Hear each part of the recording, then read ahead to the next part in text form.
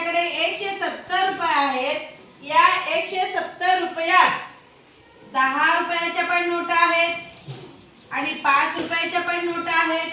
त्याच्यात 2 रुपयाच्या पण नोटा आहेत. पण हे सगळे समान आहेत. 10 रुपयाच्या पण तेवढ्याच नोटा, 5 रुपयाच्या पण तेवढ्याच नोटा, 2 रुपयाच्या पण तेवढ्याच नोटा. पहा आता अगोदर या नोटांची आपण बेरीज करूया. 5 आणि 2 7, एकाशी 1 म्हणजे 17 उत्तर आलेलं आहे. रुपये किती आहेत त्याच्याकडे? एकूण रुपये 170. एकूण रुपये भागिले 17 करायचे. एकूण रुपये भागिले नोटांची बेरीज.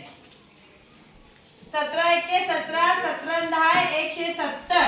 म्हणजे इथं 10 उत्तर जे आलेलं आहे, 10 रुपयाच्या 10 नोटा आहेत, 5 रुपयाच्या 10 नोटा आहेत, 2 रुपयाच्या 10 नोटा आहेत. आता काय करायचंय? 10 गुणिले काय करायचंय? 10 रुपये, 5 रुपये, 2 रुपये. 3 प्रकारच्या नोटा त्याच्यामध्ये आहेत. 3 प्रकारच्या नोटा. किती प्रकारच्या नोटा असतात त्याचा प्रकार इथे लिहायचे म्हणजे 3. 10 त्रिक 30. प्रत्येकाच्या 10 नोटा आहेत आणि एकूण 30 नोटा त्याच्याकडे आहेत. सगळ्या मिळून 170 रुपये झाले.